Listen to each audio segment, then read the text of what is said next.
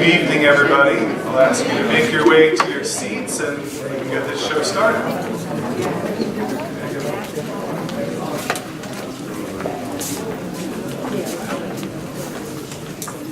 My name is Ross Brindle, and I'm the moderator for this evening's event, and I want to thank everybody for taking time out of your busy lives and your busy schedules to come here and talk with us about the future of waste management in the city.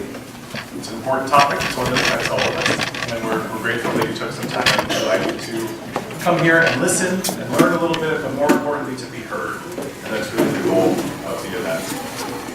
I'm going to make a couple of opening remarks, and then I'll very quickly introduce Director Chow, who will speak to us a bit, and then we'll move on. I'm a consultant working for the Department of Public Works as a consultant. I'm with the company Westside, and my colleague Lindsay and I are here to help with the meetings and make sure the citizens, the stakeholders from the city are heard and those responses are documented. That's our job, that's our role with this project. So that's Westside Group. We are a subcontractor to Geosyntec Consultants. And Geosyntec Consultants in the middle, they are the technical consultants who are leading this project in thinking through the future of solid waste management in Baltimore. And I just wanted to introduce the two main people from Geosyntec briefly. They're both here tonight. You'll hear from Jeremy Morris, but just to give you a little bit of a sense for who you're working with here. Jeremy Morris is Geosyntec's project manager for the master planning effort, and has more than 18 years of experience in solid waste management, and he's here really to provide background on the project and give us some information about the current status of solid waste management in the city, and to answer any questions that you have, as well as talk about options for alternatives for waste management and technologies. So that's Jeremy's background. And Jeremy's over there, and he'll be up front here talking to you in a few minutes. His colleague Tom Ramsey is also in the room somewhere. There's Tom, he's in the back. So Tom's here as well. He has more than 25 years of experience in engineering and operations and has unique understanding of facility design, construction, operations, and performance. And his expertise is in identifying simple, robust, and effective means for reducing cost with these solid waste management projects. So you have really strong technical expertise in solid waste management within Geosyntec. They're the main contractor for the work that's being done. And Westside Group, my company, supports them for the public meetings. So just want to be very clear about the roles and responsibilities here. One more organization is a partner on the team, and that's Second Chance. And Mark Foster, I believe, is also here. There's Mark in the back. So Second Chance, most of you may know Second Chance already, but I'll just read a little introduction for Mark so you know who he is. He founded Second Chance in 2001 with the core mission value of providing sustainable employment opportunities to disadvantaged people in Baltimore. And he provides his practical perspectives on reuse of construction materials and the potential role of nonprofits in addressing waste and recycling issues and providing green-collar jobs for the city of Baltimore. So Mark and his organization are also part of the consulting team that's working on this project. So I hope that's clear, so you know who we are, what we're trying to accomplish, and you'll hear more about the project in a minute. What's the plan for tonight? Tonight, very quickly, we'll have these opening remarks. I'll introduce Director Chow in a moment, and then we'll hear from Jeremy about the solid waste management and recycling current status. And he has some information to share, including some numbers about what's the current picture. We'll spend most of our time, as you can see, not talking at you. Most of our time is going to be spent talking to one another and listening to you and getting your input on two main questions. The first question here is, what are the potential challenges to reducing our solid waste in the city? We know that's a goal. We all want the picture to be better, right? We all want to have less waste, more recycling, make it cost effective, do the things that we can to benefit our communities. What are the challenges that we anticipate having to address as we work on that problem? We want to hear from you what your challenges are. And then the second conversation is what options should we be considering in this study? So if you have ideas, if you've seen things that have worked in other communities, if you've been part of other waste management efforts and they've been successful, we want to hear from you. Even if you just have an idea, we want to hear from you what those ideas are. We'll capture them. You can write them down. You can speak. There's a lot of ways. We'll talk about that in a minute.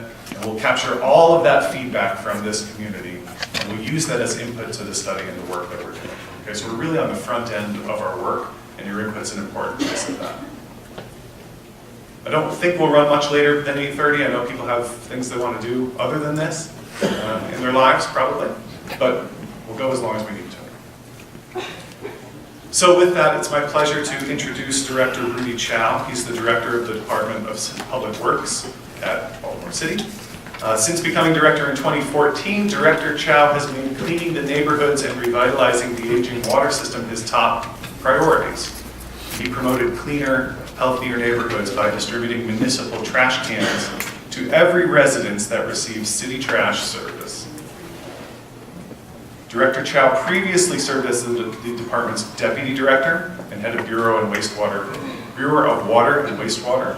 He's got a bachelor's degree in civil engineering from George Washington University and a master's degree in environmental and water resources engineering from the University of Maryland. And he brings more than 30 years of executive and managerial experience from both the water industry and public works. He's here to give us some opening remarks, and so please, Director Chow, microphone is yours.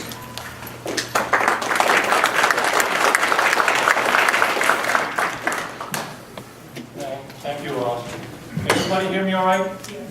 Okay, first of all, thank you for coming out tonight and coming to this beautiful facility. So I just want to at least acknowledge Edmondson Westside High School for allowing us to use this beautiful facility. So as Ross indicated, tonight we are here to listen more so than talking to you.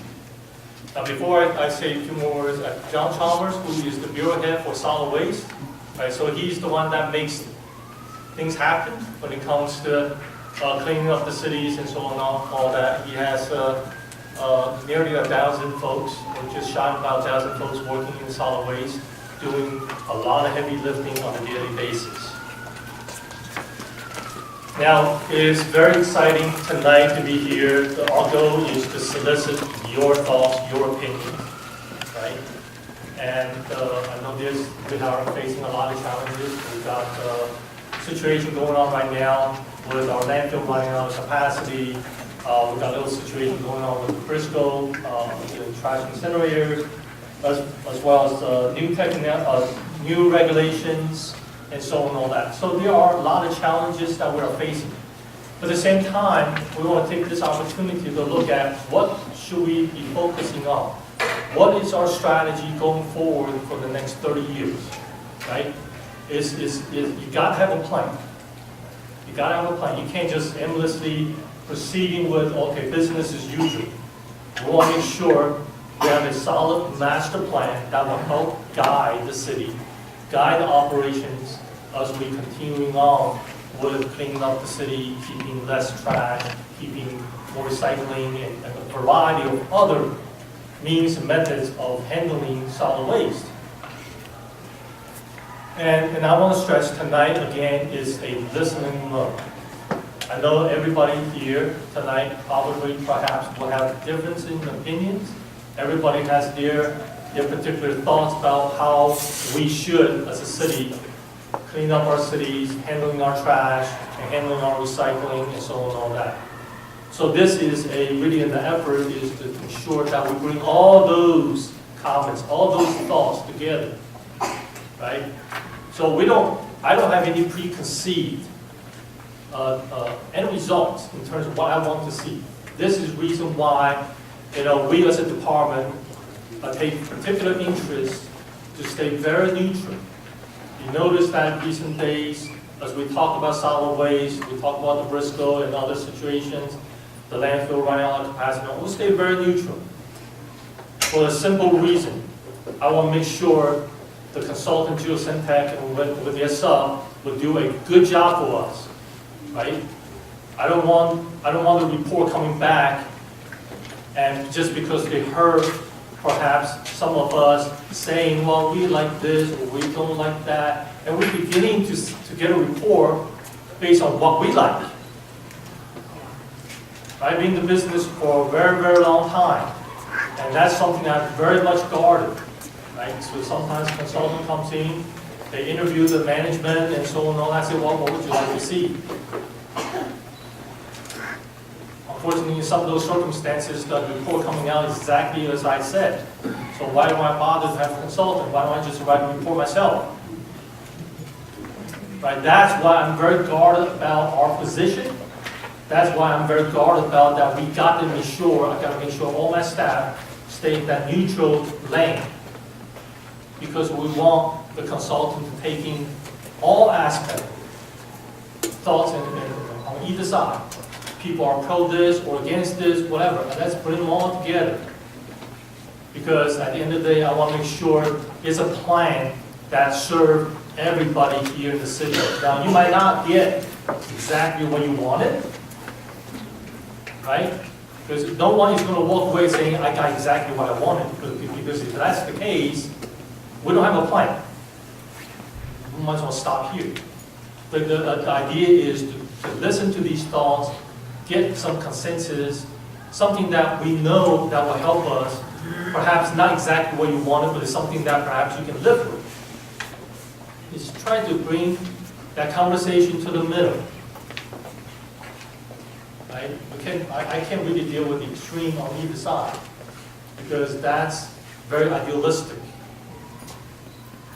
And then we are in the operation, unfortunately. The operating agency has to make sure we are able to do the work. We are able to provide the service. And so we have to look at from the operational perspective, can we actually operate under those scenarios and so on and all that. So again, tonight is really your night. And so let your thoughts known, because what I expected from our consultant is a very thorough report to us of the options, the pros and cons for each of the options. So we can have a very comprehensive discussion amongst ourselves, ultimately come to a decision of what is our plan going forward. Short term, intermediate, and long term. Okay. So I don't want to say much more, because I know tonight is really your night, it's not my night. It's your night to let your thoughts know. So thank you so much. Thank you for coming out. And again, don't hold back on your thoughts and all that, because we want to capture all your opinions, your thoughts, your comments. So thank you very much.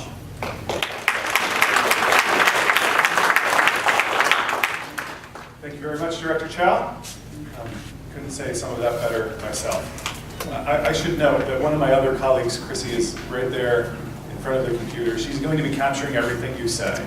Not capturing it by name, but we're listening to you very carefully. And so I want you to know that we'll be recording these comments and using them as input to the study, so that all the options that are being considered tonight will be considered in the study.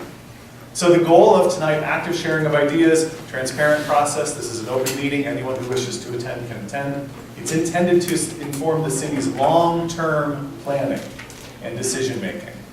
And when we say long-term, we mean through 2040, which is not as far away as you might think.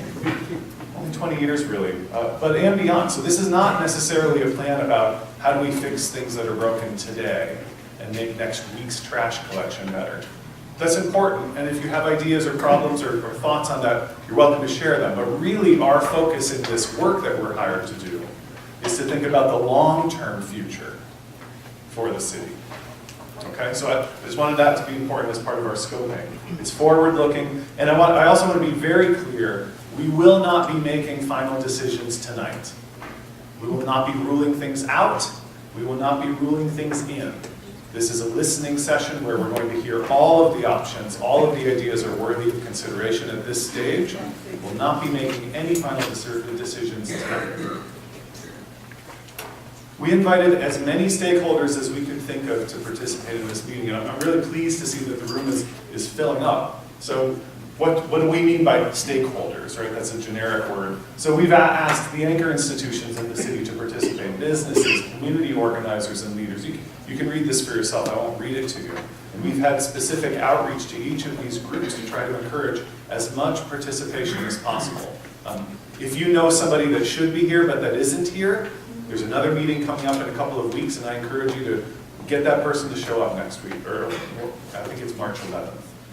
So on March 11th, get that person to show up. We want everyone who can participate and has something to say about this issue to participate. Please. And so if we're going to accomplish our goal of listening to all of your perspectives, I'm just going to ask for a few pretty simple ground rules I'm hoping we can work within tonight. The first is to be respectful and listen to other people. And so if someone's saying something that you disagree with, you're welcome to voice your perspective also, but I'm hoping to not say, well, that's a terrible idea. What a stupid thought. I don't want to have any of that. This is really about listening and doing so in a respectful manner, and we'll listen to everyone who's in the room. So be respectful and listen to others, please. Work together. If you hear an idea that's good and you want to build on that, please do so. Don't be afraid of doing that. This isn't my idea or your idea. These are our ideas, and I want to work together to find the best solution possible. There are no bad ideas tonight. They're all good. We're going to hear them all. We'll capture all of them. I do want us to try to stay focused on the scope that we've established. That sometimes can be difficult. But let's just try to stay focused on the problem we're trying to solve tonight, which is the long-term future of solid waste management in the city. And try not to make a long speech. we all want to leave at 8:30. I have kids at home. There's kids here.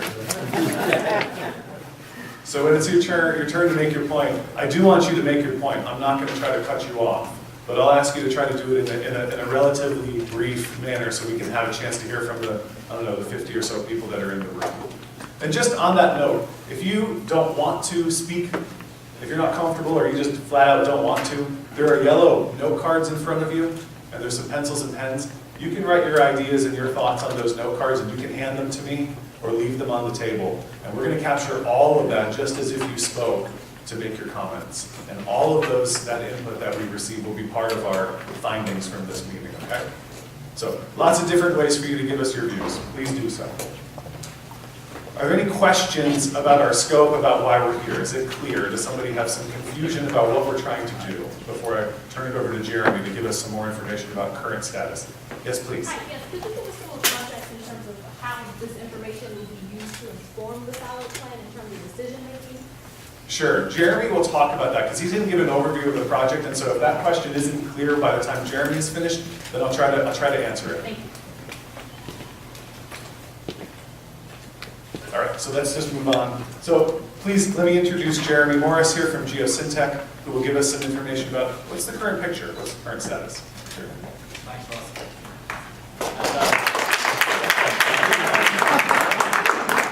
It's great to be here, and it's nice that the room is really starting to fill up. And we were sitting here 45 minutes or so before. I was a little bit worried that not too many people would come. So thank you very much for being here. I don't want to spend a lot of time. As we said, this is a pull session rather than a push of information session. But I just wanted to set some of the background to where the city is and what we're trying to achieve in this project as a way of stimulating people's thoughts and ideas about what we're doing here. So three major issues, questions that we're contending with. In terms of waste disposal, at the moment our waste goes either to Bresco, the incinerator in the city. Most of our waste goes there. The rest of it goes to the city's Torrance landfill. In both cases, the landfill is approaching the end of its available capacity, so although the city is working on an expansion permit approval for that facility, there's very limited landfill disposal capacity available to us in the city. And on the other hand, while Bresco is there, and while we're currently sending the majority of our waste to it, and acknowledging that there are a lot of issues and discussions about the future of Bresco going on in the city at the moment, I think one of the fundamental ones that informs my job here as a consultant looking at what we can do over the long term is simply that Bresco is getting quite old. The facility was built in 1985, so it's already approaching 35 years old. Sorry. So the facility is already about 35 years old. If we're looking at a plan that's 2040 and beyond, that's 20 plus years from now, by then the facility will be 55 years old. You know, do we want to be relying necessarily on a facility that is fast aging? And then the other issue is, what can we do better in terms of recycling? I'll show you some numbers from the city. So that the state of Maryland does a pretty good job of measuring recycling amongst the counties in Maryland, and our recycling rates are amongst the lowest. So what can we do to improve that? So what is this project? It's a master planning effort to identify programs that we can implement that can make meaningful improvements to our solid waste management and recycling system. So we really want to look at what we can do to reduce the amount of waste we generate so that we don't fill up our landfill so quickly, and so that we don't need to rely so much on disposal. We also, for the same reason, want to look at what we can do to maximize material diversion, repurposing, recycling, etc. Get more of the waste that we have out of the disposal stream and into a reuse stream. So move away from a linear view of waste disposal where we use something and then it gets disposed of, to a circular system where we use something and then it gets repurposed and gets put back into production and someone gets to reuse it again. And then, identify with regards to that, what are our best options for reuse, recycling, etc. And then also, what are our best options for disposing of what's left? We're going to always have some waste. So what should we do with that? Should we expand the landfill? Should we continue using Versco? Should we do something else? We'd like to hear ideas that people have in that regard. So this process really is a three-step process, and at the moment we're right at the beginning of step one, gathering information, including from stakeholders in the public, people like you. We're looking to analyze or review the city's existing assets and infrastructure as it relates to solid waste management and recycling. Look at what other cities around the country are doing, what we can learn from them, and then build all that together and analyze what we think we could do in two main regards. What can we do better in terms of getting more recycling, less waste generation, and then what can we do with everything that's left over? What should our long-term plan for disposal be? So that'll be the analysis step.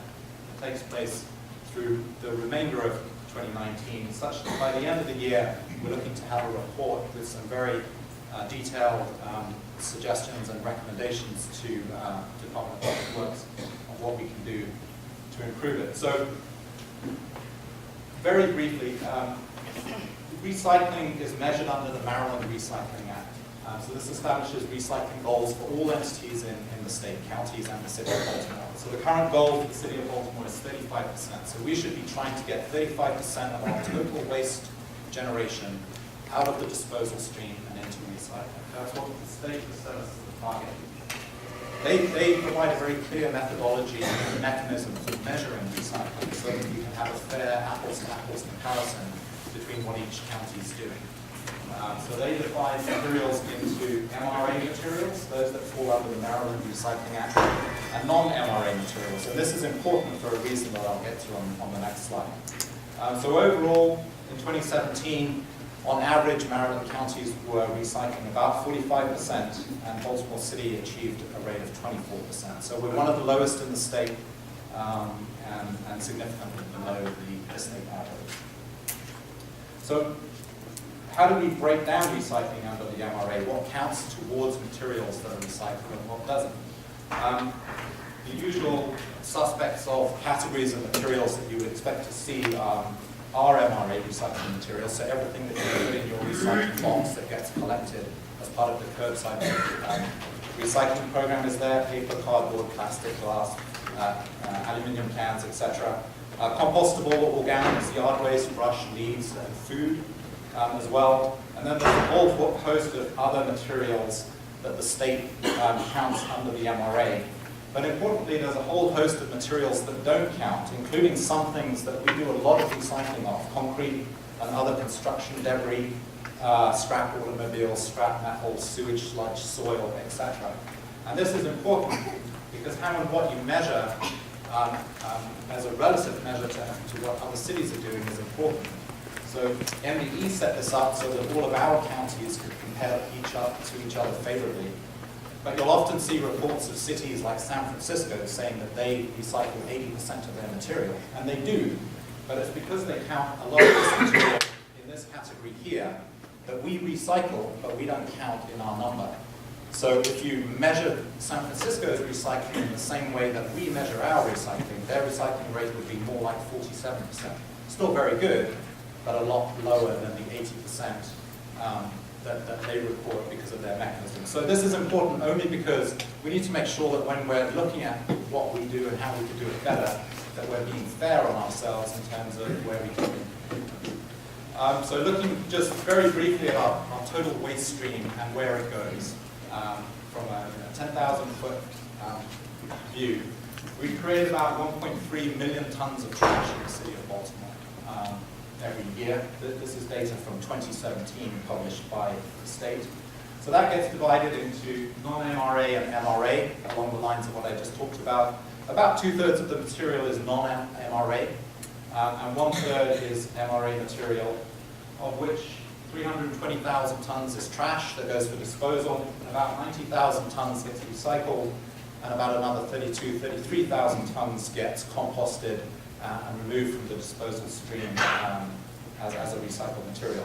So if we look in a little bit more detail at this side of the box first, the MRA waste, the stuff that counts towards our published recycling number, we've got 442,000 tons, about 1/3 of the total waste. The majority of it is trash, and that goes primarily to Quarantine Road landfill or to Bresco. There's about an even mix between those two, and there's a little bit of material that goes somewhere else, maybe to an out-of-city landfill or to some other route. But primarily our trash goes to the landfill and to Bresco. But if we're looking at what we can do better in the future, we need to be looking at what we can do that isn't one of those two things. In terms of what gets recycled then, here are the numbers. So our total MRA recyclables is about 122,000 tons of material a year, and that's how we calculate our recycling rate of 24%. And this is what that material looks like. We have a lot of paper and cardboard. We're living in the post-Amazon economy, as people call it. So the majority of our recyclables now are cardboard boxes. We're seeing a lot of that, and it's only going to increase over time. And that's one of the things we really need to think about what we're going to do with it in terms of increasing that recycling. There's also a lot of other materials, plastics, metals, glass, and then organics, some food waste, yard waste, etc. that get composted. So going back to our overall picture, and now looking instead at the non-MRA stuff, the things that we manage and recycle that we don't get any credit or measurement for, that's about 2/3 of our waste stream, over 900,000 tons. In this case, the majority of that material is actually recycled, and we'll look at what that breaks down to in a minute. But on the trash side, the material that gets disposed of, it's about a 50-50 mix again between material that goes to Quarantine Road and material that goes to the incinerator. Almost all of that 220,000 tons of material that goes to Bresco is trash that's picked up from businesses, like industries and other commercial operations from within the city. And if we look at what we're recycling, remember, we don't get any credit for any of this material, but what we're doing there is a pretty good job. We're recycling a lot of construction and demolition debris. The city has a plant that composts sewage sludge and turns that into a usable product for agriculture. We recycle a lot of scrap metal and soils, and we do some other materials as well. So, overall, we're doing a reasonably good job of recycling in many regards. Our reported recycling rate is low in the city, but it's low for some reasons that have to do with arithmetic and methodologies as much as materials. So, with that setting the context of where we are and where we can make some changes, I wanted to leave this slide with people. So, here's a summary of where we are at the moment. How much we recycle is indicated by the two blue bars, and as a percentage of the total, it's not bad. We're at 600 and something plus thousand tons out of 1.3 million, so approaching 50% overall if we were measured the way that other jurisdictions are measured. But there's still a lot of trash in the middle. 730,000 tons of material that at the moment we aren't doing anything with, and it's going for disposal at Brestville or in the landfill. So the questions we have fundamentally are, what can we do to reduce waste generation? How can we shrink the size of this 1.3 million ton bar down by not generating waste in the first place? That's our highest level question. What can we do to reduce waste generation? But from the materials that we do generate, how can we increase recycling? How can we make the blue bars bigger and the orange bars smaller? What can we do to decrease trash generation, to get materials out into the recycling stream? And then very importantly, what should we do with the trash that we can't recycle? We know we'll have some residues that can't be recycled. What should we do with them? Can we do more in terms of organics recycling? It certainly looks as if we can, because overall, this makes a very small contribution to the overall recycling budget for the city. So can we implement a program that separates food waste and sends that to composting with garden waste and yard waste and some city landfilling debris from parks, etc. Can we do more with that? And then, very importantly, what job creation opportunities are offered? It seems to me, if you look at studies that have been done, there's a lot of evidence to suggest that there's a lot more job opportunity in recycling, reuse, and repurposing than there is in disposal. And that's one reason why we're very pleased to have Second Chance as a team member with us, because they have a lot of experience of thinking about that. How do you turn trash into jobs? And that's a big question for us.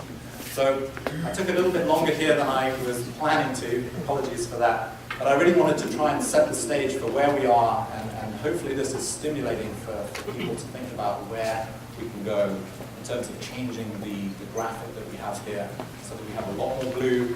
First of all, we have a smaller box for everything. Then we have a lot more blue, a lot more green, and a lot less orange.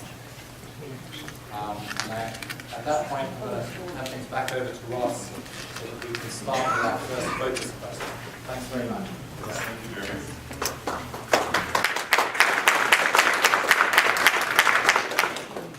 Jeremy will be here this evening, so if we have questions for him, something that he said that doesn't make sense or that you'd like to learn more of, we can ask him, or you can meet with him one-on-one when we finish and get some information, so no problem.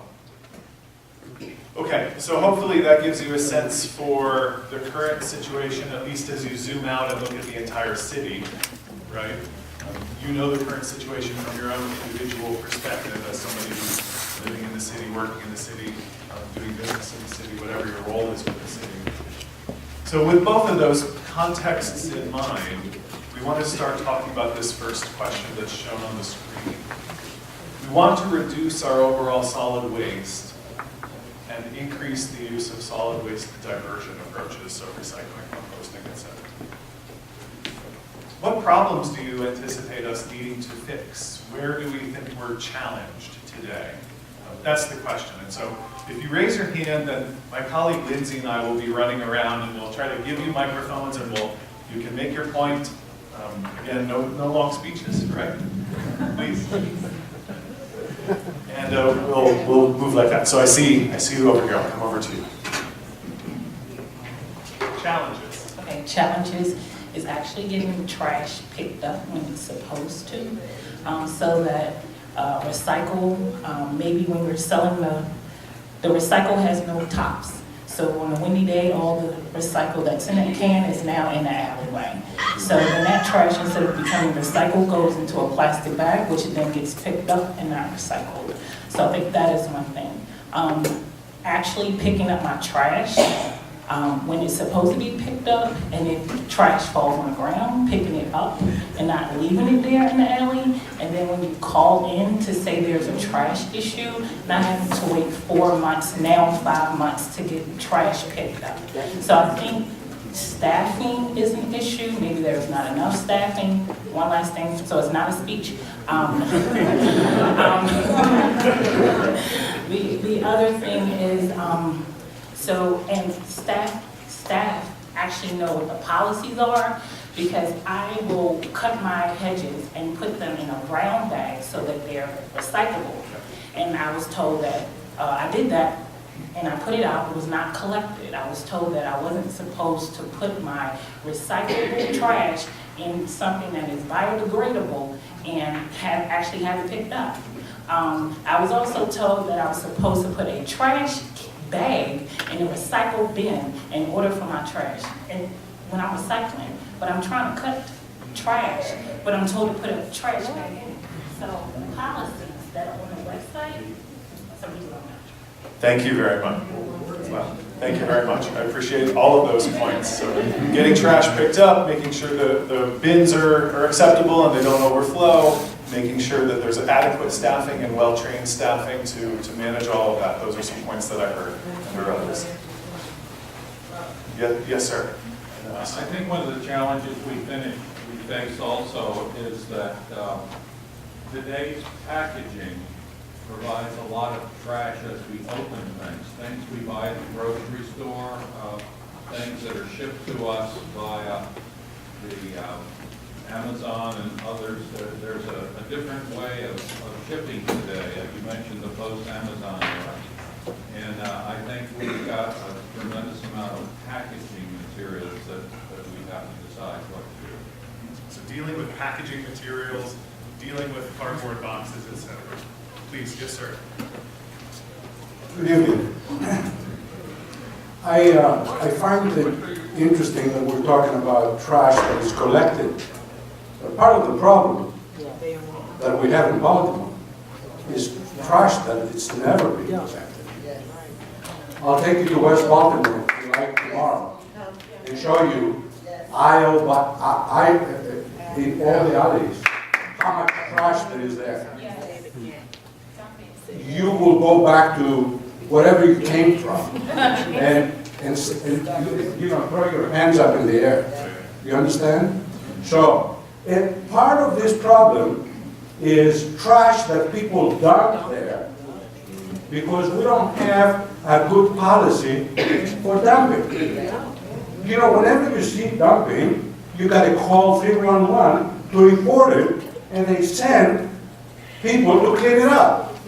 Sometimes it takes 2 or 3 days, sometimes it takes 2 months, sometimes it never gets there. So, and I'm sure that we have some kind of way of knowing where all these calls are coming from. What areas do these people dump trash? So that we can put a couple of cameras and catch them, find them, and stop the dumping. I have raised that issue so many times with the city, and guess what?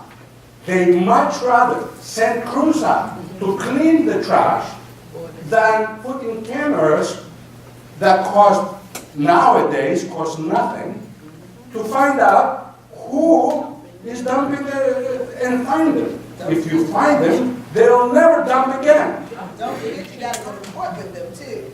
You understand what I'm saying? I understand. So, you know, we have to look at the trash that's not been collected. Right. Because that creates, and of course, you don't see it in Harbor East or Fells Point. They get cleaned up real fast. You'll see it in neighborhoods of poor people. Okay? So the city is catering to whom? Go ahead. Go ahead. I mean, you know what I'm saying. Exactly. I have a lot of property in Old Town Mall, and at one point, this construction company was dumping truckloads. I'm talking about 100 truckloads. Nobody from the city noticed it. Finally, I brought it up to code enforcement. They put a camera and catch the guy. How can you not notice 100 loads of debris dumped in a lot? How can you not? You know, around Old Town Mall, we have a lot of tire dumping. They just go at night, they know where the cameras are, and they go where the camera cannot catch them, and they dump a load of tires. You know how many times the city has come to clean up the tires? How much money they invested in cleaning it? But no cameras where it needs to be done. Those are the issues that we should focus on. Thank you. Thank you. I hear your frustration. I hear other people agreeing with some of your points. We know dumping is a challenge. Thank you for your points, sir. Over to the other side, please. Well, I could agree with a lot of that, and but I'm going to look at myself and my own waste. I see myself buying a lot of single-use plastic from the supermarket, and I could see other people, perhaps. I think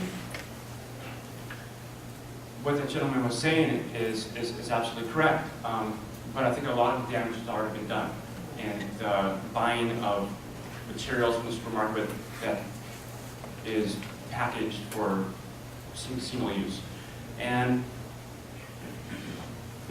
one reason why that might be, I noticed that there's some very nice companies that are delivering milk in glass containers now, and whenever possible I do that. I noticed 7-Eleven doesn't do it, probably because of they want to make it cheap, convenient, right? So is there a place for government to increase the cost of single-use materials so that it's equal to recyclable, reusable materials? Good, thank you. So single-use packaging is the problem you're raising, and thank you for that. And then certainly there's culture. There's a lot of work to be done there. How about I just... That's great. Thank you, please. Hi, yes, I think there needs to be a campaign for like a year or two about the trash and recycling. I understand that Baltimore City only recycles 14%. If we could start charging people who don't recycle a little bit of money for the money that we could make through recycling, that will also cut down on the budget. I was speaking to someone yesterday at one of our community meetings. She said she didn't know that the waters are affected. So the campaign needs to be hitting the schools, hitting the churches, signs, billboards, to dump the basket to get 3 points. Some kind of campaign needs to go forward to steadily increase the participation of recycling. When it was started so many years ago, I went from having 2 trash days and needing it to now I can barely make a week for my trash because I recycle. But it's not getting on there to do that. But the trash is egregious. I live in the city direct and it's just everywhere.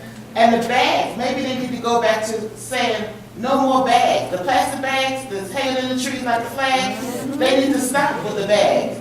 Get people to bring their own bags to the grocery stores and just make that a law. We can't please everybody, but we need to do something about the footprint that we're leaving that's damaging the waters and the earth for our children. We need to do better. We can do better, but it needs to be a campaign. Is that something that could be done, a campaign? What about grant monies that federal governments or whoever is giving out to do the recycling program? Is that still going on with the city? I'm not sure. So, Thank you for those. All of those options can be considered as part of our work. Thank you very much. Over there. I'd like to revisit what that gentleman said a while ago about the fact that one of the challenges is it feasible, and I think it is feasible, to put some of this burden onto the people who make that recyclable stuff in the first place. The merchants, and where we go buy from the grocery store, the protein, which is the back there. So there should be some sharing of that burden, especially when the people who make all that kind of thing. That's one thing. The other thing was, I'm going to work for the home consulting group, and one of the guys in the group, he scrolls through all this recycling stuff and makes artwork of it. And that's what we can do. We can make more work and other recycling. I think John through this lays out these pages that they make in recycling plastic. And I think that we should encourage people to do that. We could have a shed, a food shed, something to do this stuff. Great. So you're both of you talking about educating and engaging the public through campaigns, through art shows, etc. Those are good ideas. Please. Hi, my name is Bridget Parlato. I'm an anti-trash activist in the area, and I run the thing's called Baltimore Trash Talk. I have worked on campaigns One is up over in West Baltimore called Keep It Neat from Stoop to Street. There's other actions to try to get a citywide campaign, because if you do it on social media, you're kind of omitting the people who don't bring it, because social media and your phone, you control what comes to you. Where you need it is really at the point where it's littered. You need it on buses, you need it on bus shelters. Getting money behind that is really hard, and politically, there's a lot of vying for who's going to do it. Kind of got close a year and a half ago, or we're verging on it, and then it fell apart. I have some ideas I'd love to talk to some people about and put in front of them, including the Stoop to Street, as far as single-use stuff. And I do sculpture like that, and use it on campaigns and that kind of stuff. The single-use stuff, I mean, the bag ban was axed years ago. I did 2 big, huge rivers of trash in Patterson Park and did a 5-cent return, trying to push incentivization of recycling, because states that have incentivized recycling bottle returns, where you give 5 cents when you buy it, you get 5 cents back when you return it, those states have about a 75% recycling rate. But recycling's under fire, because if oil prices are low, then recycling, they can go make virgin plastics instead of recycling. So why do that? Why pick it up out of the gutter if you don't have incentive to do that? You know, it would be great to have some of this legislation passed, but there were a lot of lobbyists from the beverage industry that got it axed in Annapolis, and there were people that we were presenting to and who were saying, this is a bill for the poor. And it is. I mean, people make a living off of that, but it would clean up the city considerably. You know, as far as doing some sort of incentivization or education, like citywide. I go into schools and teach kids about recycling, but you can't change that behavior that quickly, because they're still learning it from other people that they see throw it out their car windows or what have you. And I had kids last week saying, well, you know, people say to us, don't recycle, that's a white thing to do. You know, I'm like, okay, how do we start to take the politicizing out of it? I think one thing I'd love to see is just a simple oops and thank you campaign, where somebody, you know, and I've thought about doing it in my own neighborhood if I could get some money behind it. And I designed this city guide, 10 city guide. So it's like I've got the designs there. It's like, can you put on someone's recycling? Oops, you're not supposed to put it in a plastic bag. Or oops, you know, check the thing that they've done wrong. They've done this in other cities. And then a thank you. And they've seen when they start this campaign to when they end, the amount that they're putting out to say oops flips over, and they're putting more thank yous out. And you're seeing, you know, less contamination on recycling. Maybe that's a solution to being able to get some more of this, because I see recycling contaminated all the time. So there's some things, yes, a campaign, you know, education, and better education about the politics at the top, so that you can take bags and things like that out of the waste stream. Thank you. Thanks very much. Over. Yes, I just wanted to bring up, in where I lived previously in a town in New Jersey, there was a public composting program for all yard waste. So once a week, you know, a truck would come by and pick up your yard waste separately. And there was a big public compost heap where this material was all composted for, you know, many uses. And coming to Baltimore, I was kind of shocked that, you know, as you mentioned earlier, the rule on the DPW website is to put your yard waste in a plastic bag and have it picked up with all your other trash. And my understanding is that it just gets, you know, sent to the incinerator and dumped with everything else. So I think that's something I'd really like to see implemented in Baltimore, along with composting of food waste, in addition to, you know, your yard waste, your grass clippings, your branches, all that stuff. I mean, that's a lot of material that we could save or take out of our waste stream if we could recycle, if we could compost it. Thank you for that. Yes, sir. Good evening. I spent years, almost 30 years now, servicing the city in different areas. One thing I would love to see is, right now, wrecking parks, the litter patrol staff, when they clean the parks, they're putting everything, 100% of the trash in bags, going on the trucks, and they'll go to the landfill. I would love to see some of that stuff being recycled if the agency can, I put it out there one time when I was working for Record Parks. When we had bags set aside for cans, bottles, things like that, it wasn't a good idea, so I left that alone. The storm drain collection system, the things are in the gutter. When it rains, it goes down, paint cans, pizza boxes, everything like that. Look at the structure of the storm drain system. What can we do to track some of this stuff from going down in the system to keep it from going to the bed? And another thing, the enforcement agencies, when do they come out? What areas are they focusing on? Right now, trash is being skipped sometimes. People don't get out on time to get the trash out. They don't know what time the load package time. In my area, 6 o'clock, 6:30. Paydays might be 2 o'clock. So when do we put the trash out? And when it's missed, who's coming back and regulating that? Yeah. So. Good, thank you. Thank you for that. A few ideas. Where are we next? Over there in the back. Yep. Baltimore City is a dump. If you ride through here, on the corridors, right in all the corridors, you'll see trash up and down Baltimore. I don't know who's in charge of Baltimore picking up the trash, but it needs to be picked up. We need some more people there. We need some street people. People back around with shovels and rakes, picking up all this loose trash. Trash that blew all over. You go out here on the field, you'll see it against the wall. You'll see it against the fences. Who's going to clean that up? It goes on year by year. Year by year. Trash just fly, go, litter, everywhere. Nobody cleans it up. The neighborhoods ain't like it used to be. The homeowner's not there no more. The homeowner's not there. It's not the mom and dad like it used to be. Around the city, whole, as a whole. We need to create a job force to clean up this stuff that the trash man is not getting. They're riding right by it. Every time. You can tell, hey, what about that? Call 311. That don't work. It don't work.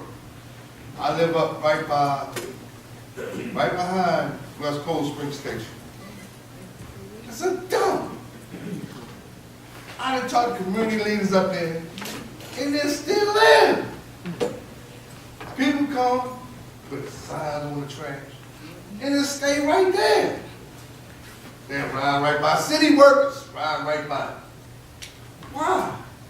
Why can't this? We got couches in the middle of the street, mattresses in the middle of the street, in the alleys, broken chairs. You got stuff just scattered everywhere.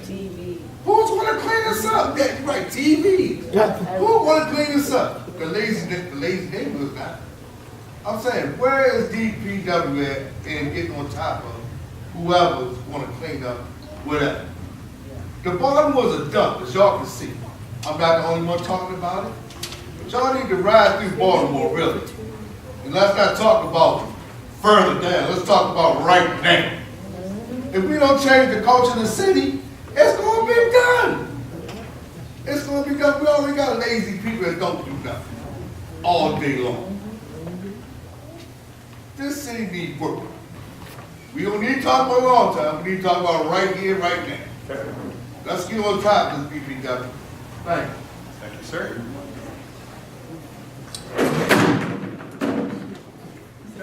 So in terms of challenges, I think that one of the largest challenges is the misperception that individual stewardship alone can solve the waste issue.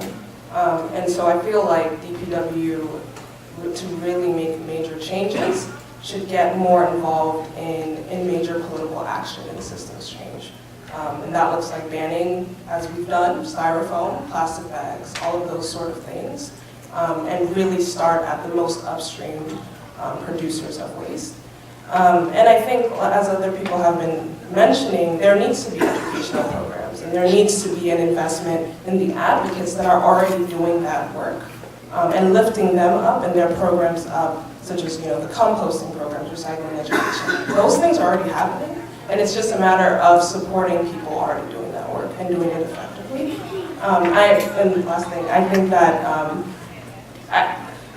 There's a lot of levels to this issue. The food packaging issue is very complex because when you think about the folks who do not have access to those grocery stores we've been mentioning and have only the corner stores where they're getting their food from, what are you supposed to tell them when they don't have those fresh food options that can be put into your bags or whatever? So I think there should be an investment in urban farming and community gardening so that people can further access fresh food options. So that's a larger, vacant lot revitalization issue. So, and I think that feeds into the fact that this is a systems issue, and DPW should be working with other agencies in order to address it. Trash is not just within one agency. And those food deserts, where they only have corner stores and to-goes, they usually have about 3 times as much packaging and often have less garbage cans that fill up faster. No one's pushing them down, so you have more flying litter. They become hot spots. So 2 more things. One being the compost is a good idea, but we have rat issues. So if you're talking about compost, you're gonna have to deal with that. 2, apartment complexes, like we recycle. I know many apartments do not require or even offer recycling. So you have to deal with those buildings as well and incentivize so that Two additional challenges, thank you. First of all, we had William Donald Schaefer, the mayor. He used to teach on television trash ball to get the trash in the trash can. We don't seem to do that kind of thing anymore. It might be near the trash can or you just dump the trash can. The other thing, when you have landscapers or homeowners, they'll blow their leaves or trash, their grass down the sewer. They just do it into the gutter. They might take it all the way down to the sewer, just put it in the gutter. There's no fines for these people doing this. They'll leave it on the sidewalk even. It's like, we teach you, we try to tell you, but there's no fines. Nobody going to say, this isn't how you do it. In our city, we need you to do it this way to protect our waterway and our trash area. When we went to 1 trash a week, we were told we were going to get more inspections, we would see more tickets. All I have seen are more rats. When we complain about the rats, we get an inspector to our house instead of, why is the rat walking across the street in the middle of the day when we're told that they like to come out at night or around buildings or something or other? There's nobody looking at what's contributing in the neighborhood to this problem. It's really upsetting. I think we caught 13 rats on our property this year. I never saw a rat. We've lived there for 4 years. Never. And in the last year, 13 rats? This is a problem. And the other thing, I know about the boxes from Amazon. I have boxes from Amazon, lots of boxes, but they've gone to the now plastic bag. And we don't know how to get rid of it. What are we supposed to do with the plastic bag? It doesn't say, it's not on TV, there's no little piece of paper with it that tells me what to do. Is it recyclable or does it go into the incinerator? We have visited Wheelabrator and I'm really impressed with what they do. We have visited the landfill many times. Also the Coast Guard yard, because they're having a problem with the chemicals and stuff that are coming out of the landfill and contaminating their water. So a landfill is not the answer. So we've been there to talk about those things. So it's a real concern here.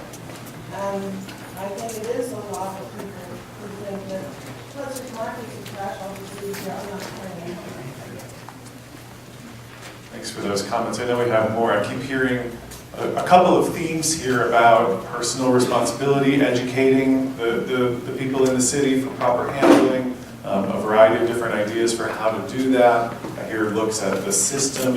These are complicated issues, and so there's a lot. You're identifying a lot of challenges, so thank you for that. Please continue. Yes, please. In my neighborhood, we had a challenge, and during a walkthrough, I noticed that a lot of the seniors did not have, or a lot of the seniors were not recycling. So during my neighborhood meeting, I asked, why didn't they recycle? And it's just something about those yellow bins, they said they didn't have it. So what I did was I wrote a grant. So now the seniors will be able to have their yellow containers to recycle. They haven't got them yet because we're going to educate them on how to use the recycle bins. So that's in place. Kedrick McIntyre will conduct that meeting or that workshop for seniors. So this is one thing that we did.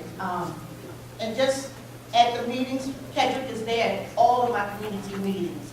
And he is there to answer any of the questions. So my hat goes off to him and DPW. Thank you very much. Back here, please.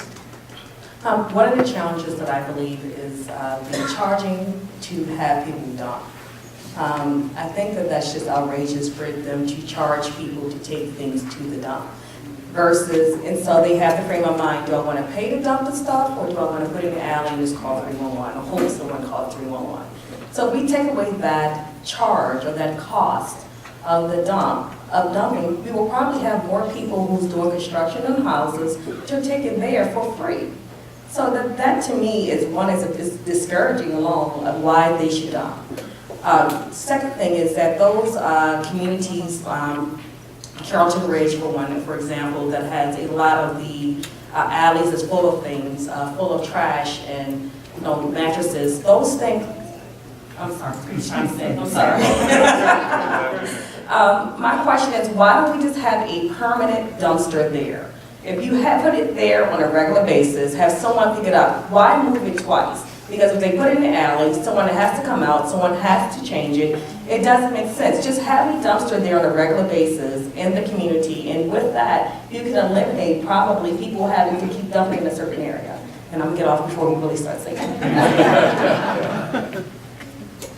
Thank you very much. Where are we?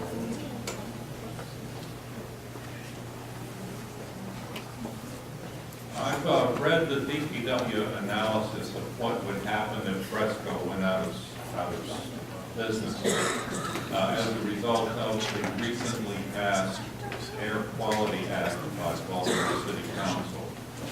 And it sounds like things could get, the waste landfill, Quarantine Road landfill, could fill up really, really quickly if Fresco stopped burning the solid waste and reducing its volume down some 90%. And I'm very concerned that the City Council passed the Air Quality Act without having a discussion and without talking about alternatives for handling solid waste. It's sort of like something's going to happen in about 2 years if they go out of business. And it's just a sort of, we're not too concerned about it. I'm sure something else will happen. And I think there needs to be some attention at high levels within the city government to pay attention to this problem.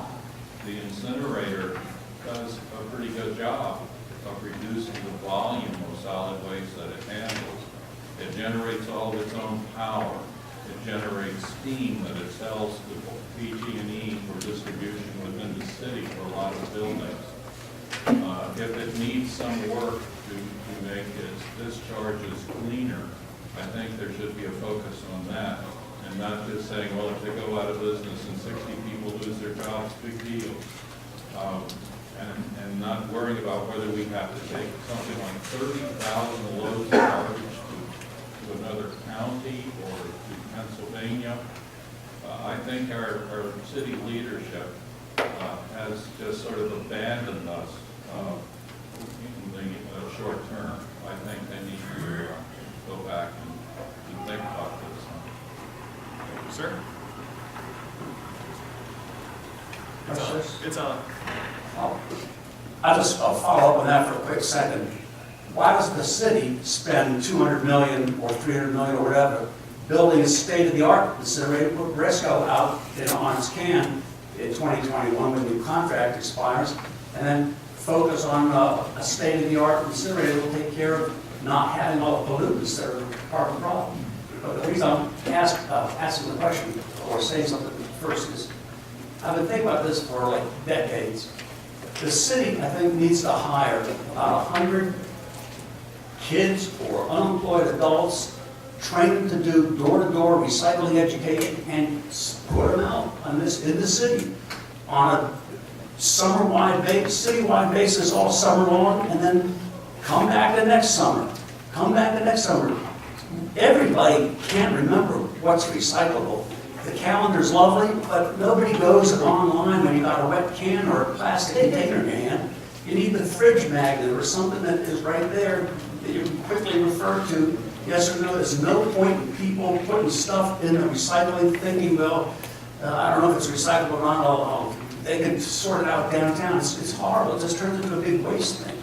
But the main thing I'd like to say is I urge the city to hire and train a bunch of people to do door-to-door recycling education, just like the census. Go door-to-door. If somebody's not here, come back.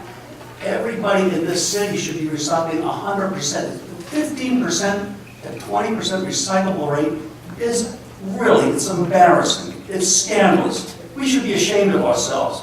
If not for ourselves, for the kids who are going to be stuck with the landfill bills and the polluted environment if there's anything left of this planet. We can't be sitting around too much longer. Really. Not even one more day. Let's get it done. Summer's coming. Kids need jobs. City wants to postpone a new landfill, a big problem. Let's get the people out there employed and get more people recycling. Thank you. The problem with the new incinerator is the cost. It bankrupted Harrisburg, Pennsylvania for about 10 years when they decided to build a new incinerator, so you can get that. The other issue is, I have never seen any as to what the incinerator present emissions are and what are the proposed emissions, and how do these new proposed emissions stack up against what's customary in the trade, or what other states are doing, or what the European Union is doing with theirs. Incineration is here to stay. You've got to live with it. You can't landfill the stuff that comes in the trash. The single cycle recycling program has killed the cardboard industry because it's all contaminated. Now the Chinese don't want it. What are the Chinese doing? They're buying up paper mills in this country to cut down more trees to take the cardboard to China. You've got to get the recycling of the cardboard out of the trash system and get it into a single cycle glass 1 week, paper, cardboard the next week. Thank you. I'm not cutting the discussion off. I'm just took a peek at the time. It's about 7:45, and so we can continue to talk about challenges if we wish. I'd like to try to shift our thinking a little bit over towards this next question, the last one, which is, as we think about the future, as we do this study for solid waste management, what options should we be thinking about? And you've given us many of them already in this conversation. You've given us a lot of different options for consideration, so keep doing that. I just want to kind of transition us to this second part of our conversation here. Again, if you still have another challenge that we have not yet heard about, you can raise that too, but I'm even more interested in hearing about your potential ideas for how we can do better. So I'm going to give the mic to the gentleman in the back, and then I'll come to you. My name is Mike Ewald with Energy Justice Network. We're the ones that got that Baltimore Clean Air Act passed that will likely force the closure of the incinerator. So I don't want to belabor the incinerator point, but if you want to talk about that, I'll stick around as long as you want to answer all your questions about emissions, alternatives, elevator scare tactics, the 30,000 trucks and all that stuff. And if you want to hear the pro incinerator side, I'm sure Crystal will be happy to talk to you about that as well. My response to both of these questions, though, I was just recently in a meeting in Rockville where Montgomery County, they're the only other place in the state where they have a trash incinerator. Their new county executive, within his first week of office, said that they're going to close that incinerator down and work towards zero waste very quickly. So they're looking at what is most effective, and they just had a presentation from 2 experts on pay-as-you-throw, which a lot of places are now calling save-as-you-throw, change the framing around it. but basically we all pay for how much electricity we use, gas we use, water we use, we pay for how much we use. But our neighborhood can be putting out 10 bags of trash a week and we put out 1, and we pay the same amount, and that's not fair. And so what they find in the 10,000 communities around the country that are using pay-as-you-throw systems, or pay-per-bag systems, that pretty much immediately, upon adoption, you see a 44% drop in the amount of waste requiring disposal. And it's not all ending up in a recycle bin. It's actually reducing the total amount as well. So the trash plus recycling goes down 22%. So you have waste reduction and more recycling happening, and it's the most cost-effective and effective way to do it. And that's what they found there. So I think we should be looking at that first and foremost. There are also composting, some of the things that they brought out at that meeting. One of the ways to get composting going, aside from actually giving out bins and collecting, curbside composting, which needs to get started. They find that if they collect trash every other week, that makes the composting happen. Because then people are like, oh, the stuff that makes it stink, that belongs in the green bin? Okay. And then composting goes in the right place. Because that'll get collected more often. The recycling will get collected more often. But the trash, which shouldn't have to stink if you put the things in the right place, will get collected less often. I guess people change it. And the final thing is, in San Francisco, they do a really good job with the bin sizes. And here in Baltimore, they gave away large, free, green trash bins. Now, that's the wrong size, the wrong color, and the wrong cost when they're charging for smaller yellow recycle bins. Everyone else I tell around the country, my colleagues look at me and like, what's wrong with Baltimore? Are they crazy? Like, why are they so backwards in this? So we've been doing this Divert Baltimore pilot program in the communities around the incinerator, giving away the yellow recycle bins, giving them the education on what goes in them, and giving them an economic incentive. And what do we find? Large increases in recycling participation, including families who've never done it before. So what we would like to suggest is, rather than have to redo all the bins, repurpose those large green recycle or trash bins to become recycle bins, and then give people new free trash cans that are smaller. So that's obvious why they're supposed to have more in it, because much more of our stuff that we discard is recyclable. And give away free compost bins as well, so we can get us started right away. Since we're moving away from incineration, we're going to have a landfill. We already have a landfill. We don't want it to be gassy, stinky landfill, and to avoid that, we need to get those compostables out of there soon. Thank you for those points. Other thoughts on options we should be considering?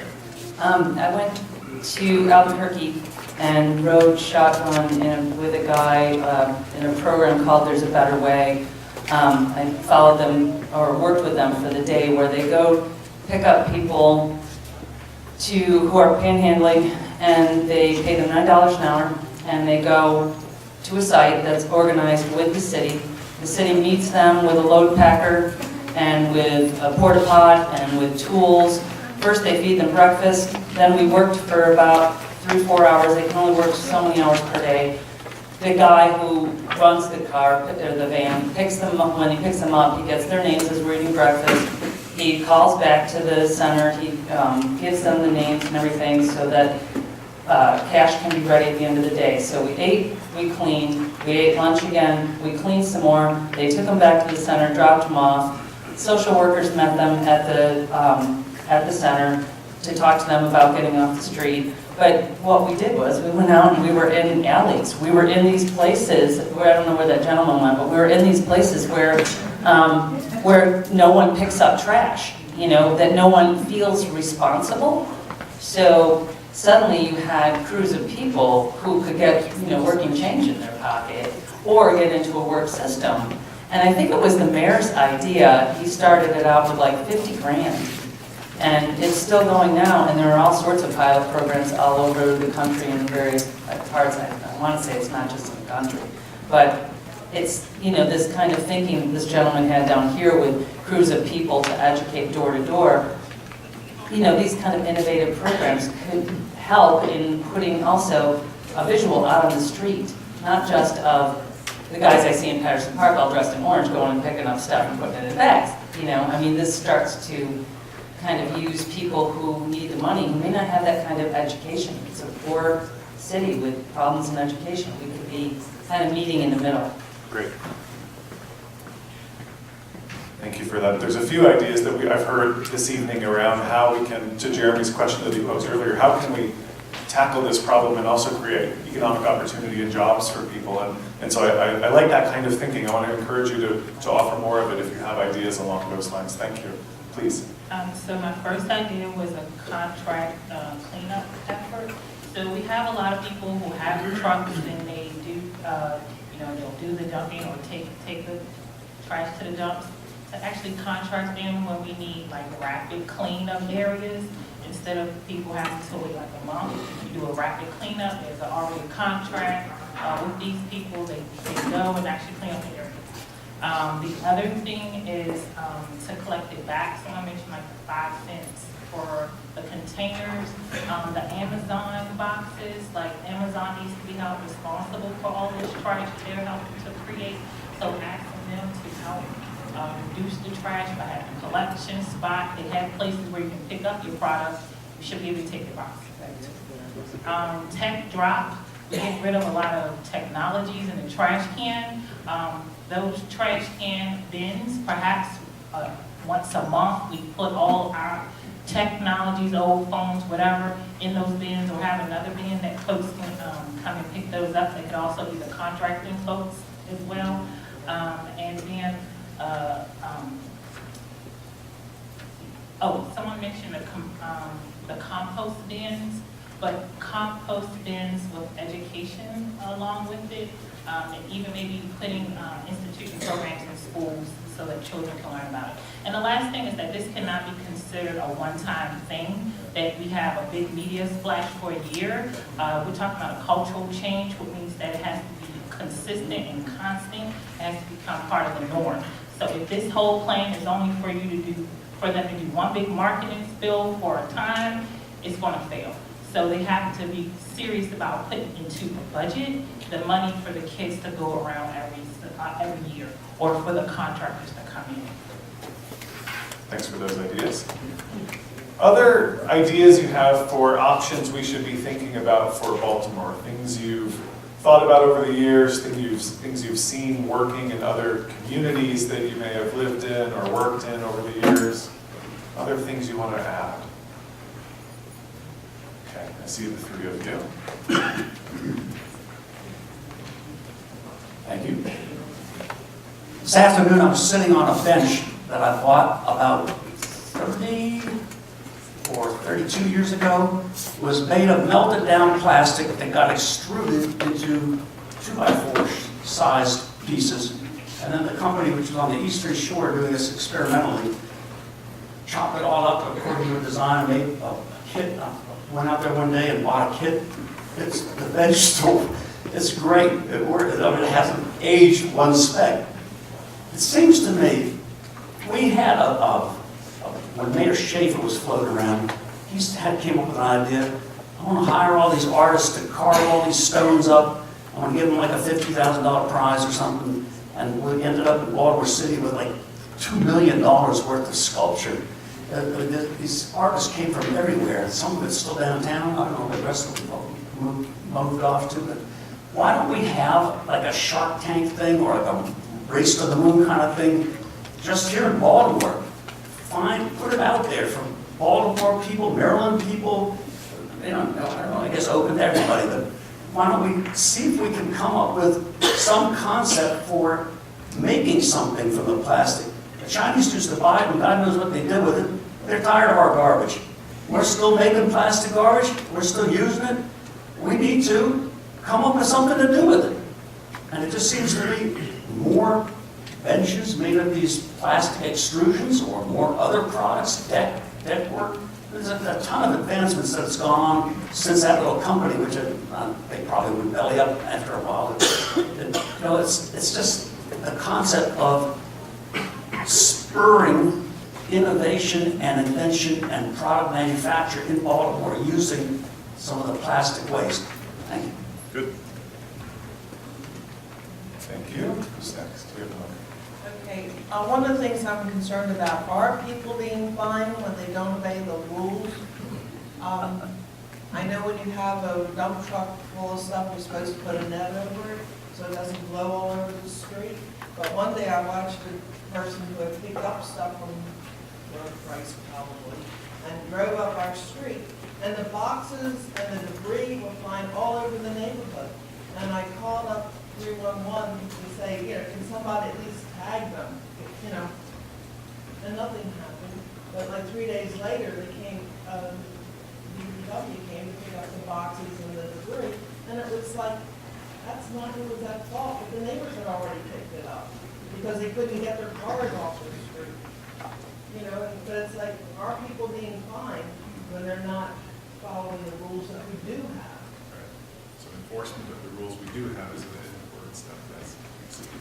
TerraCycle actually does that with the plastic benches, by the way. TerraCycle is a company that recycles just about everything, and actually, I believe there's going to be a campaign to collect, there's already cigarette butt containers for recycling cigarette butts down in the Inner Harbor area, and will be extended, and I have some graphics as part of that campaign, but TerraCycle collects some of these benches. That said, the reusing and recycling, I'm wondering if there's, maybe some sort of incentivization where some of these NGOs or community organizations can maybe work with the city to promote these different efforts to either reuse, or maybe there's, a storefront kind of thing where it's a fix-it shop, where there's free cycle and promoting free cycle, and how that, things can get from A to B and be reused, which might also act as a connector for neighborhoods. It gets very pockety and very, it was very hard for me as a trash activist to get into black neighborhoods at first. I'm a crunchy white mom, and it was hard to go in and go, hey, this is what you should be doing, So breaking down some of those walls to get into different neighborhoods, and maybe encouraging some of that reusing and repurposing. I mean, I've seen so many useful things in my affluent white neighborhood go to waste that people could be using. Is there a way to elevate that and make it more widely known in some sort of, you see these neighborhood things where people will bring all their clothes and do clothing swaps. That kind of thinking, that kind of stuff that could get out there in some way. What's hard is, again, you're down to a phone where, people funnel what they want to themselves. So how do you get that out there in the bigger picture of Baltimore City and do it over the walls? But promoting of that kind of thing might be helpful in some way. Thank you for this. Come to the back here. Also, if you have to leave, and I know I've seen a couple of people leave because they must have other things going on in their life, I suppose. You can jot down your thoughts on these yellow cards and just leave them on the table. Whatever's left at the end of the day, we will gather up and consider it just as we are the verbal inputs that we're receiving. So don't be shy. So I see 1, 2, and 3. We'll come to all 3 of you. Okay, hello. My name is Ms. Jackson. I live in the Beachfield area, and we do not have posted signs for cleaning, but the DPW has a calendar that says the odd side of the street should be done on a certain day in the evenings, even side, and I've never seen it. So I'm saying that the DPW should make sure things are done that you say should be done, because they're not being done, and you call them and they're still, you say you're going to do it, but you still have cars parked. So I guess the people get upset because the cars are still parked there, but you still say you're going to clean the streets. So I don't know how does that work? I don't know. Okay. Thanks for that. Over here. Okay, so a couple of other ideas.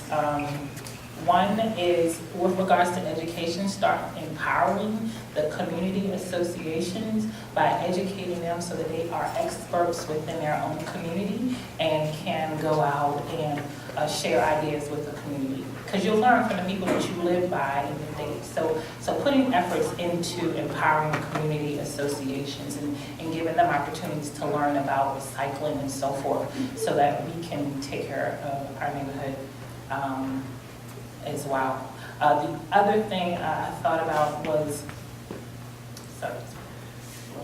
The other thing, We'll come back.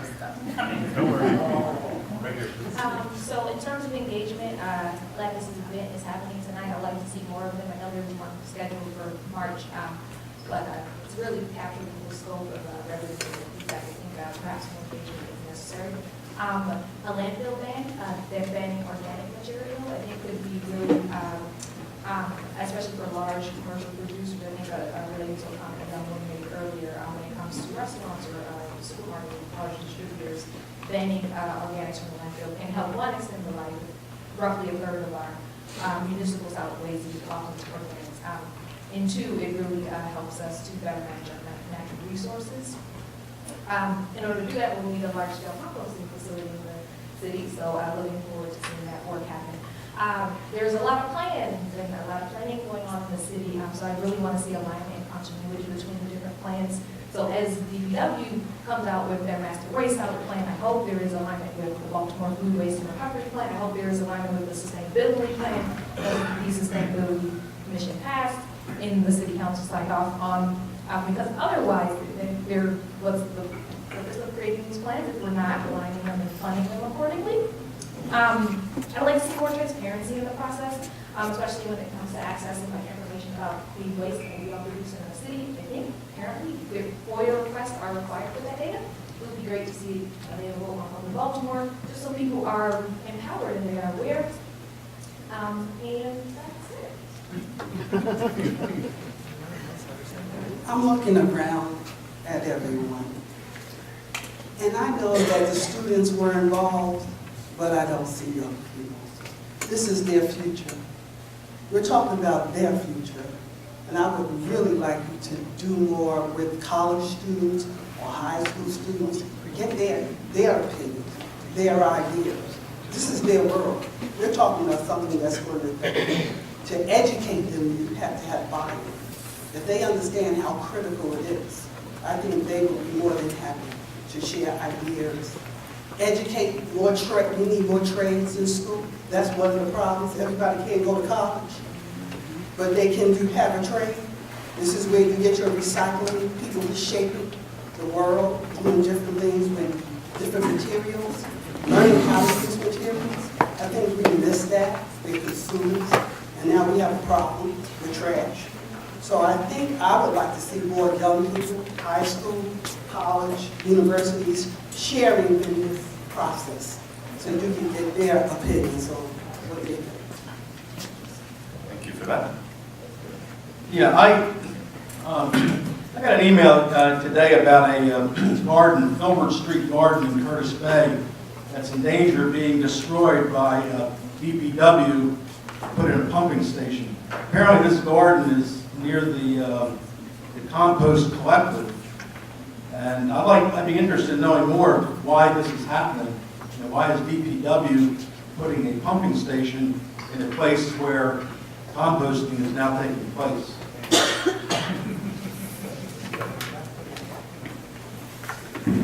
I don't know the answer to that question, but maybe someone here does. And they can do that.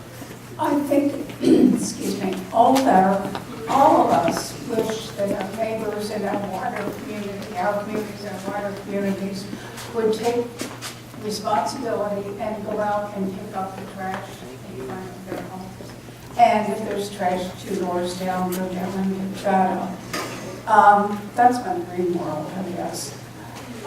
What a city councilwoman tried to do a number of years ago was to require businesses, small businesses, storefront businesses, large businesses, to get out and clean themselves up. You go by so many businesses and there's trash all over the place. In my working life, I was manager of a library in Hamden, and I would go out and pick up trash on our front steps, at the curb, on our property. I wasn't above that. I can go out and pick up trash. And it just irks me so much to see businesses that are trash strewn. And by the way, her bill went nowhere. I think it's time to revive that again. those thoughts and coming around to you.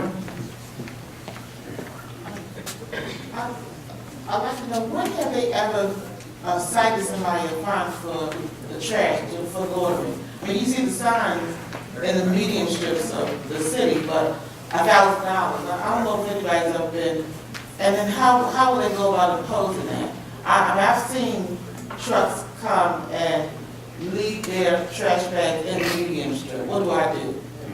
I can't say anything to them. Right. But there's no enforcement of them doing it. 5 to 6 bags, they just leave them right there. They probably don't even live in the area. They're probably cleaning for somebody else in the city, and then they dump those bags right there. So what is the enforcement? Is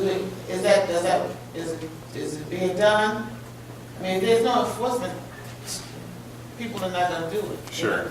And the other thing, we have in my community, and hopefully other communities will do this, we have dumpster days, especially in the summertime, maybe 6 months of the year, and everybody knows about 600 people that we kind of like so-called serve in the community, and we let them know that they can do this. Overloaded, you know, it's there from like 9 to 1 or 12. Before 10, it's overflowing. So maybe more communities, you know, need to know that can be done. Right. Just bring the trailers out and they'll pick them up. They'll drop them off and pick them up. That's great. Thank you. And I don't know the answer to the finding question, but if somebody here does, maybe they can come and chat with you about that.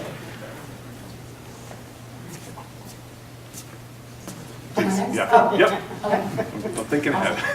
All right, good evening. I'm Becca, and I co-chair the Commission on Sustainability. I wanted to echo Ava's comment about making sure that we align this type of work. I was very proud to hear that almost everything that was recommended already and some of the challenges is referred to in the plan. And so I encourage everyone here to check out the sustainability plan, again, that was recently introduced and approved by the mayor. And the one thing, though, that wasn't mentioned that I did want to highlight was incentivizing businesses that are creating infrastructure for composting. So if we're not able to do a citywide system just yet, you know, maybe by 2040 we could, but in the meantime, incentivizing those businesses that have the ability to, whether it's through investing in a revolving loan product or just investing directly into these businesses or doing something similar to the green infrastructure incentives for solar panels and that type of thing, creating a system where we incentivize businesses that will create a space for the community to bring and drop off composting. Thank you. Thank you very much.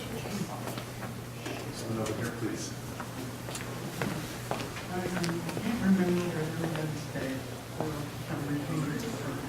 But don't forget that there were abandoned buildings in the city that been happening as well. Which those buildings were, depending on the paperwork and on the legality, if they were able to get those buildings, some of those buildings would be used for recycling and the artists and innovators to use the recycled materials in these buildings would. Thank you very much. In the back here, please. Yes. Hi, good evening, everyone. I'm sorry for talking loud. No, that's okay. I'm from the Allendale Community Association. I'm the president of the Community Association. And we do face a lot of illegal dumping. But I got fed up one day. I sent Chief Chow an email along with the Housing Authority folks to say something needs to be done.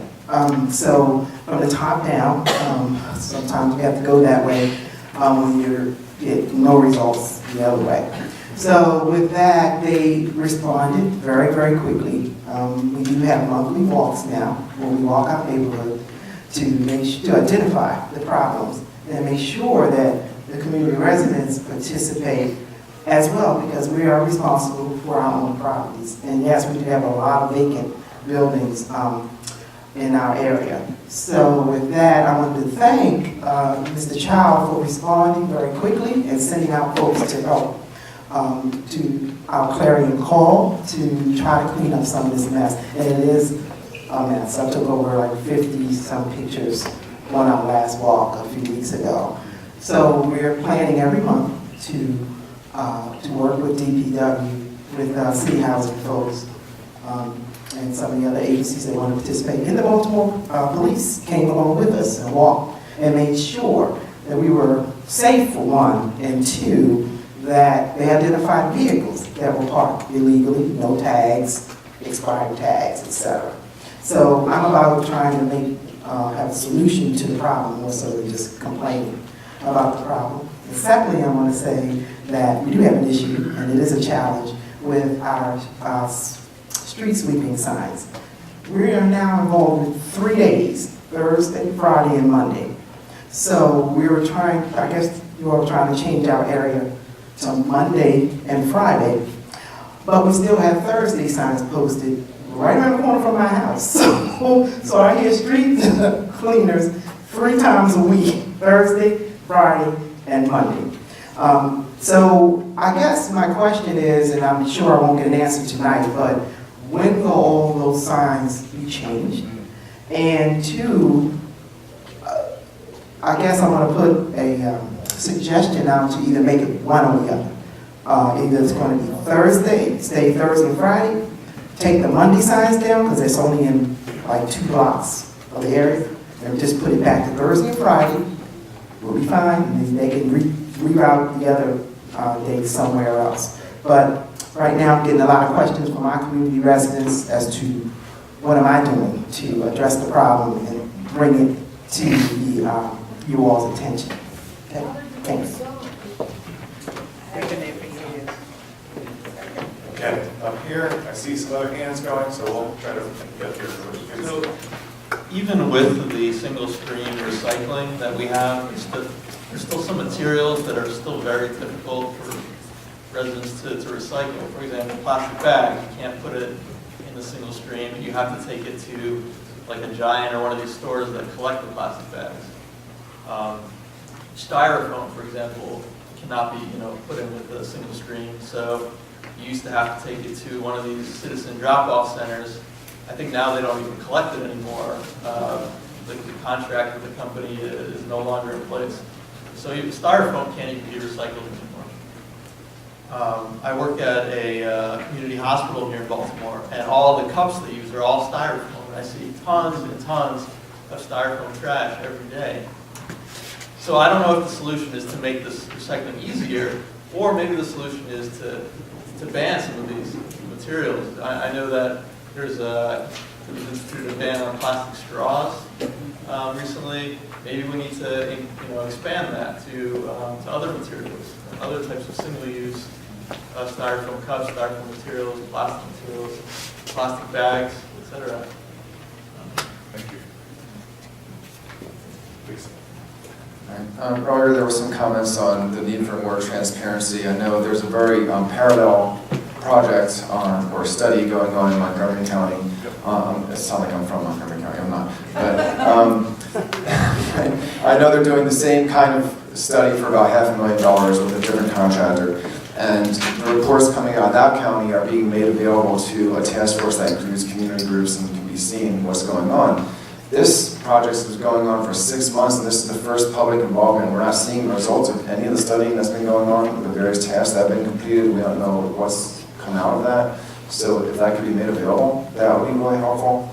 There's also a lot of redundancy. In Montgomery County, one of the reports studied all the waste infrastructure within a 200-mile radius. Well, that covers this whole region. So is your company being paid again to do the same work that Montgomery County just did a few months ago? Because that would be a big waste of Baltimore's money. I hope that's not happening. As far as outreach to the public, this is the only one of 2 meetings that's in the evening. And a lot of working people are not going to make it to a Monday morning meeting on the 11th. And neither of the meetings are being held in the communities most impacted by the city's waste infrastructure. So I would like to see additional meetings being held in the evenings in Westport, in the neighborhood near the landfill, areas where they're actually more impacted as well. There's a lot of advice that's already been done in this area. The Institute for Local Self-Reliance put together a report just for Baltimore 2 years ago with 13 points of a plan of what needs to be done. That we don't need to be waiting until December to start implementing this stuff. This has already been figured out and advised by groups who have expertise in zero waste. And I don't know why DPW is trying to be neutral when, in fact, they have a plan. Well, the scope of work for your company includes looking at the benefits of the incinerator, but none of the harms. Buddy Rudy Chow, if he's still here, insisted that somehow this is objective. They're not taking sides, yet the very scope of work for this project was biased in the first place. It included a number of things that City Council flatly called out and opposed rigorously in a resolution that was unanimously passed back in May. And it said that the city and the contractor should not be looking at privatizing the landfill, which was in the scope of work, at filling it up quickly on purpose, which was in the scope of work, at building a gasification type of incinerator, or building another new incinerator like the one that people fought for several years and defeated when Energy Answers was proposed. That was also proposed in there. Mixed waste processing was proposed to be studied, where you don't even separate recyclables, you throw everything in one bin and expect robots and low-wage workers to pick it out, and that doesn't work. Why are we spending money studying all the wrong things, especially when City Council unanimously said, don't bother looking at that stuff, that's not where we want to go. They explicitly said we want the city following a zero waste hierarchy. They said to move towards zero waste and come up with a zero waste plan in 2 resolutions in the past couple of years. So why is that not guiding this process? Why are we not seeing in the presentation, this is what the zero waste hierarchy is, that City Council says it is the specific one that they want to follow? Why is that not in your presentation? And why are we not hearing about that directive from our city leadership and how it's supposed to guide this process? Thanks for those comments, I appreciate those. In the front, please. Hello, I just wanted to say something about as far as the trash pickup. They came and changed my street cleaning days from 4 days to 2 days back in October. During the daytime, beautiful day, they came and took the signs down. And ever since October, we had no street cleaning, not even the 2 days. I called, they told me to keep calling to remind them, and I've been doing it since October. And we have had no street cleaning on Baltimore Avenue at all. So today, I stayed home safe because it's sprayed bed bug spray and got my throat shots home. So I just started to get back on my second job, which is calling DPW and housing again. And Adrian really too that keeps our neighborhood clean. And the young lady on the phone told me, well, Ms. Smith, we're not scheduled to start cleaning your street yet. I said, but the sign's been out there, and I have all my emails. I couldn't get a chance to talk about all this stuff I bought in the city. It's trash and water and flooding related that's up to our waist since 2011 because of the trash that comes to my community. Adrian doesn't have a basement, and neither do I. But anyway, the young lady told me today that the contract was, once they finished putting all the signs out, then they would start the street cleaning. I was told in some of my emails, call us every week and maybe we'll come. I actually found out today, to answer your question and everybody else that hasn't had street cleaning, that now the contractors that was to put the signs down finally finished last week, and the lady guaranteed me my street cleaning will start next week. But it's been since October. Am I correct? No street cleaning. But we get tickets on our cars for not moving our cars on the signs. Yep, and then one time when they first did it, they were coming on the regular days, and then of course they weren't cleaning the streets because the cars were parked. But ever since that, we get our tickets all the time. But street cleaning officially starts for the 2,100 block of Fulton Avenue next week. It stopped in October. I want to second something this woman said over here. You mentioned about where the young people, or where you would like to see some of the young people here. I was at a school, Southwest Baltimore Charter School, last week, and I gave 4 trash-oriented presentations to 4 science classes, one right after another. And at the end of it, I talked to the teacher and I said, what would you make in terms of suggestions to me? And she said, I would, even after the first one she was making suggestions, that I talk a lot about the problems and go from a worldwide to a Baltimore-based, trying to kind of give them the idea of, here's the problem of all this plastic one-use stuff, and then bringing it down to what we can do here in Baltimore. But I'm telling kids, you know, who don't have a lot of disposable cash, you know, don't buy this or avoid this one-use thing. And she's sharing with me that a lot of these kids feel absolutely despondent with the state of their neighborhoods. They're really upset. They have no idea what to do. They're discouraged by their loved ones because it's a white thing, or they're feeling like they go out and they pick up their neighborhood and it's just a Band-Aid and it keeps going on. And they feel kind of like they don't have anything, any empowerment. I'm wondering, and I thought about this at a college level before when I did some stuff with Loyola and Johns Hopkins, like, could there be some sort of college challenge or something like that? But, I mean, even these schools who have a lot of affluent population, they weren't recycling really at all. But meanwhile, we've got kids in Baltimore who are living in these awful neighborhoods who want to make a difference. I mean, you see how these kids step forward and got, you know, foam banned. And I keep telling them, if they group together, they can have some sort of empowerment. But maybe if we as a city in some way, or, you know, can work together to give some sort of incentivization, and it probably wouldn't take a lot to challenge these schools one against each other, to kind of elevate that and make it something that isn't uncool, or make it, and at the same time making it something that's an example. I don't think it would really take that much money behind it, but it's probably going to take some money in terms of education and maybe what that school would receive, or what their green team would receive, or, you know, could it, I mean, we don't even have drinking water in half of these schools. I went to the drinking fountain, it's plugged up.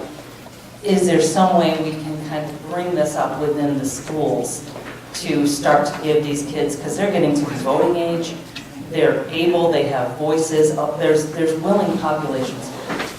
Thanks for that.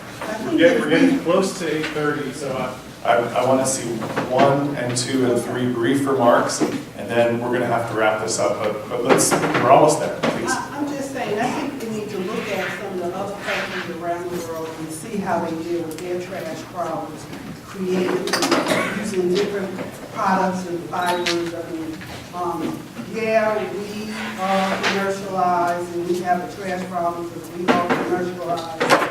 But I think some of this can be used, bottles can be installation, use of installation. I just think that we need to kind of think outside the box, look at material, and don't be afraid to try to use it.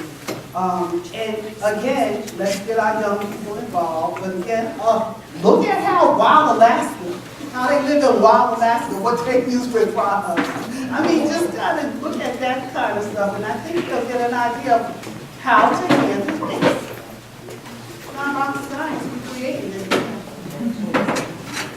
Thank you. 2 more comments, and if you haven't had a chance, grab a yellow card, write down your thoughts, leave it on the table, we'll pick it up. Yes, please. So with regard to engagement, and I just remember the workshop that you do. It's really engaging, it's really relatable to the kids, it's memorable. And there's another program called Baltimore New Challenge, which I think we kind of collaborated a little bit. They have a very strong model for student engagement and that leadership and that mentorship. And when we bring the campaign into the schools and we have the students teaching the other students and they're working together with their peers, then we're going to cause a culture shift and we have to fund and support and leverage programs like this, like their workshop, so that we can get the message out even further and wider. We have workshops. I understand DPW does have an education little task force, but if the workshop is a series of handouts, it's not as engaging thing, and we're not, you know, leveraging organizations that are doing really strong work and do look like the students that they're engaging with and so on and so forth, then we're not going to have as much of a lasting impression. So we need to work on having more memorable engagement and, you know, really partner with each other and partner with, you know, those that are existing as opposed to creating something that's separate and just feels like another entity that's trying to tell them what to do that their parents are already doing, you know, and there's no real influence.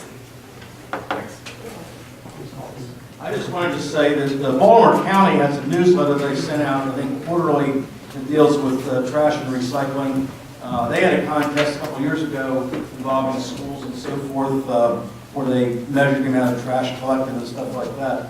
And there's also quite a few children's books that focus on trash. I bought a few of them because they're very interesting, but one was this African woman who picked up plastic bags, and it turned into an industry where women collect plastic bags and make items out of them for sale. So there's a lot of good stuff out there. Thank you for all of the comments and for your suggestions. I mean, it's clear this is a big problem. It's clear that we have some challenges that we have to address, and some of those are immediate. And so we've heard those. And I appreciate the comments that you've made pursuant to those issues. We also have to think longer term as we imagine how we can make a plan that can position the city not just to put Band-Aids on problems that we have today, but to also make the longer term investments and plans we need to be successful in the long run. And so I appreciate the comments from many of you that focus not just on the immediate issues, but also the long term. So thank you for taking time out to do this. There is another meeting. If I can move to my last slide. There is another meeting right there. It's on Monday, March 11th. It is during the daytime. We wanted to give people who could not come in the evening some opportunity. So it is during the daytime in the morning, and that's at Shake and Bake Family Fun Center on Pennsylvania Avenue. You're welcome to join that meeting as well. I encourage you to do so. I encourage you to tell your friends, tell your neighborhood people. We want you to participate. So with that, we have to end. I appreciate it. There is two things. Leave your ideas on the cards. That survey is available for you to participate as well. I encourage you to do so. I encourage you to share it with your listservs in your neighborhoods, et cetera, et cetera. The more response we can get, the better. So with that, thank you for your time. Have a good evening.